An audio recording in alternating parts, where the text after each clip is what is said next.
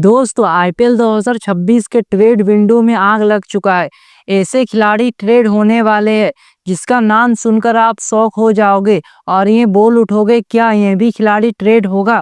तो चलिए जानते हैं कि कौन से वो खिलाड़ी जो ट्रेड हो सकते हैं और टीमें बहुत ही बड़े बड़े खिलाड़ियों को ट्रेड करने वाला है। तो बिना देर किए चलिए वीडियो को स्टार्ट करते हैं। तो इस लिस्ट में सबसे पहला नाम आता है पंजाब के अर्शदीप सिंह का। तो पिछले साल पंजाब ने अर्शदीप सिंह को 18 करोड़ में अपने टीम में शामिल किया था, लेकिन इनका परफॉर्मेंस पिछले साल उतना खास नहीं रहा था। भले ही पंजाब फाइनल खेला था, लेकिन इनका परफॉर्मेंस उतना खास नहीं रहा था। तो रिपोर्ट ये बता रहा है कि मुंबई ट्रेड करना चाहता है पंजाब के साथ और अर्शदीप सिंह को अपने टीम में लाना चाहता है, जिससे मुंबई का बॉलिंग यूनिट तो और भी ज़्यादा खतरनाक हो जाएगा। लेकिन इस ट्रेड के बदले पंजाब को मिलेगा क्या? तो रिपोर्ट ये बता रहा है कि अगर पंजाब के साथ डील करना है तो एक बॉलर भी देना होगा, साथ में पैसा भी देना होगा। जी हाँ, अगर मुंबई को अर्शदीप सिंह लेना है तो साथ में एक खिलाड़ी चाहिए और पैसा भी चाहिए। तो ये देखना होगा कि मुंबई का कौन सा खिलाड़ी और कितना पैसा देता है, तभी अर्शदीप सिंह को मुंबई अपने टीम में ला पाएगा, नहीं तो नहीं ले पाएगा। नेक्स्ट खिलाड़ी है ग्लेन मैक्सवेल।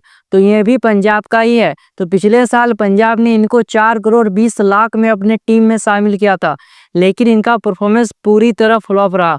पिछला सीजन पूरा फ्लॉप रहा और ऊपर से ये इंजर्ड भी हो गए, लेकिन फिर भी इनको अपने टीम में लेने के लिए इंटरेस्ट दिखा रहा है ट्रेड करके। तो रिपोर्ट ये बता रहा है कि चेन्नई चाहता है ग्लेन मैक्सवेल को अपने टीम में। जी हाँ, चेन्नई इंटरेस्ट दिखा रहा है ग्लेन मैक्सवेल को, वो भी ऑल कैश डील में, क्योंकि चेन्नई के पास कोई ऐसा खिलाड़ी नहीं है। पंजाब इंटरेस्ट नहीं दिखा रहा है चेन्नई के साथ ट्रेड करने में, और एक टीम है जो इंटरेस्ट दिखा रहा है वो गुजरात। तो रिपोर्ट ये बता रहा है कि गुजरात अपने मिडिल ऑर्डर को मजबूत करने के लिए ग्लेन मैक्सवेल को ट्रेड करना चाहता है और ऑल कैश डील ही होगा और 2-3 करोड़ में ग्लेन मैक्सवेल मिल जाएंगे। इनका परफॉर्मेंस उतना खास नहीं रहा है पिछले साल, तो इस वजह से इनका प्राइस ज़्यादा नहीं जाएगा। और अगर ग्लेन मैक्सवेल ऑप्शन में आते हैं तो शायद ही अनसोल्ड चला जाए, ऐसा मुझे लगता है। नेक्स्ट खिलाड़ी है वाशिंगटन सुंदर। तो पिछले साल वाशिंगटन सुंदर गुजरात में थे और इनका परफॉर्मेंस ठीक ठाक रहा था। कम बॉलों में ज़्यादा रन बनाए थे और बॉलिंग में भी ठीक ठाक परफॉर्मेंस किया था। तो रिपोर्ट ये बता रहा है कि चेन्नई इंटरेस्टेड है ऑल कैश डील करने में, वाशिंगटन सुंदर को अपने टीम में लाने में, और ये ऑलमोस्ट कन्फर्म ही लग रहा है कि वाशिंगटन सुंदर अब गुजरात से चेन्नई की तरफ से खेलने वाले हैं। जी हाँ, और इससे चेन्नई को बहुत ही ज़्यादा फायदा मिलेगा। उनको लोअर ऑर्डर में एक बढ़िया बैट्समैन मिल जाएगा। अगर आप वाशिंगटन सुंदर को 3-4 नंबर पर खिला लेते हो और आप बोलते हो कि जाओ कम बॉलों में ज़्यादा रन मारो, तो वाशिंगटन सुंदर के अंदर ये काबिलियत है कि वो कम बॉलों में ज़्यादा रन बना दे और बॉलिंग से भी वो कमाल करते हैं। वाशिंगटन सुंदर और रविंद्र जडेजा का जोड़ी खूब जमेगा चेन्नई के ग्राउंड में, तो ये बहुत ही बढ़िया है चेन्नई के लिए। और MS धोनी अच्छे से इस्तेमाल करना जानता है वाशिंगटन सुंदर को, कैसे इस्तेमाल करना है कैसे नहीं। नेक्स्ट खिलाड़ी है RCB के लियम लिविंगस्टोन। तो पिछले साल बड़े ही उम्मीद के साथ लियम लिविंगस्टोन को RCB ने खरीदा था, लेकिन पिछले साल इनका जो परफॉर्मेंस था वो बहुत ही फ्लॉप रहा था। ऐसा बात नहीं है कि इनको मौके नहीं दिए गए थे, मौके तो खूब दिए गए थे, लेकिन परफॉर्मेंस बिल्कुल भी खराब। तो अब रिपोर्ट ये बता रहा है कि 2 टीम इनको लेने में इंटरेस्टेड है, पहला लखनऊ और दूसरा मुंबई। ये दोनों टीम ट्रेड करके चाहता है लियम लिविंगस्टोन को अपने टीम में।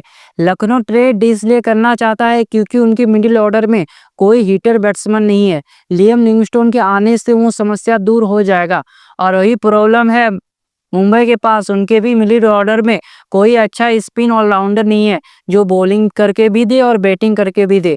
तो इसमें तो अच्छा ऑप्शन है लियम लिविंगस्टोन, लेकिन ये चलेंगे या फिर नहीं वो गारंटी नहीं है। अगर ये चलते हैं तो खूब चलते हैं, अगर नहीं चलते हैं तो नहीं चलते हैं। नेक्स्ट खिलाड़ी है शार्दुल ठाकुर।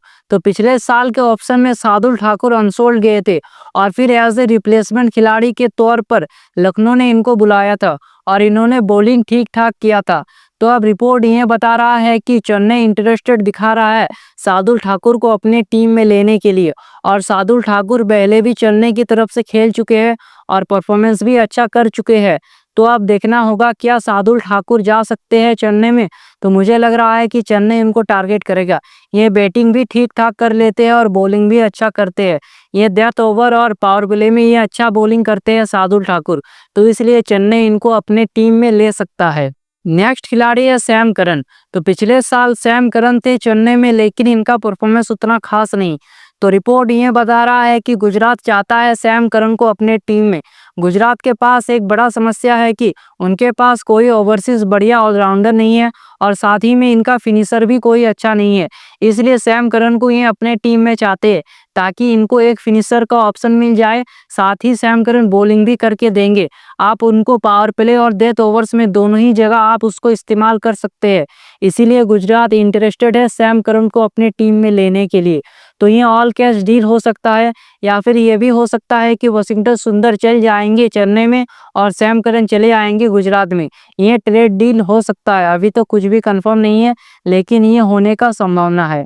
नेक्स्ट खिलाड़ी है वेंकटेश अय्यर। तो वेंकटेश अय्यर को पिछले साल कोलकाता ने लगभग 24 करोड़ में अपने टीम में खरीदा था, लेकिन इनका परफॉर्मेंस उतना खास नहीं रहा था। तो अब रिपोर्ट ये बता रहा है कि दो टीमें इनको लेने के लिए इंटरेस्टेड दिखा रहा है, पहला आरसीबी और दूसरा हैदराबाद। ये दोनों टीम चाहता है वेंकटेश अय्यर को अपने टीम में लेने के लिए।